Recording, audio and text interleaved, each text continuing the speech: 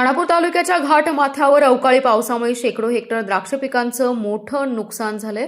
गारपीट स्वरूपाचा पाऊस पडल्यामुळे हंगामी द्राक्ष पिकांची अक्षरशः माती झाली आहे. खानापूर तालुक्याच्या पूर्व भागामध्ये आज गुरुवारी अवकाळी पाऊस झालाय.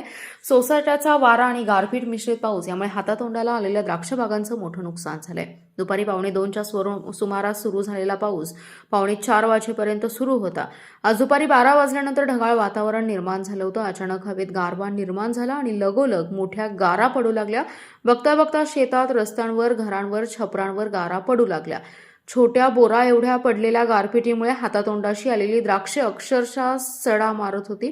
त्याप्रमाणे जमिनीवर खाली पडली आहे. त्यामुळे खानापूर तालुक्याच्या पूर्व भागातील घाट माथ्यावरील करंजे, हिवरे, पळशी, बानुरगड, ताडाची वाडी वगैरे निर्यातक्षम द्राक्ष पिकवणाऱ्या भागातल्या द्राक्ष बागांचं प्रचंड मोठ्या प्रमाणात नुकसान झालंय.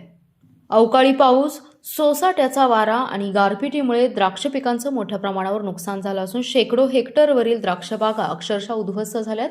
या पार्श्वभूमीवर आमदार सुहास बाबर यांनी बाधित गावांना भेट देत द्राक्ष बागांची प्रत्यक्ष पाहणी केली आहे.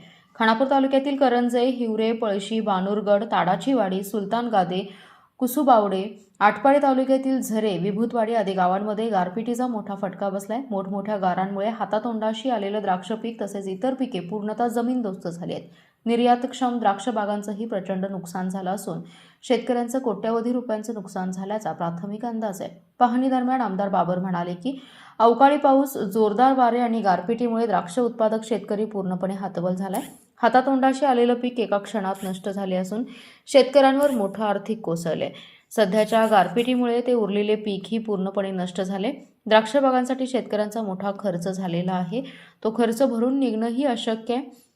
त्यामुळे शासनाने तात्काळ पंचनामे करून नुकसानग्रस्त शेतकऱ्यांना मदत जाहीर करावी. तसेच प्रशासनाने त्वरित सर्वेक्षण करून प्रत्यक्ष नुकसानीचा अहवाल तयार करावा आणि मदत वितरणाची प्रक्रिया जलद गतीने राबवावी अशी मागणीही त्यांनी केली आहे. शेतकऱ्यांना विमा योजनांचा लाभ तात्काळ मिळावा यासाठीही शासनाने विशेष यंत्रणा कार्यान्वित करण्याचे आदेश दिलेत.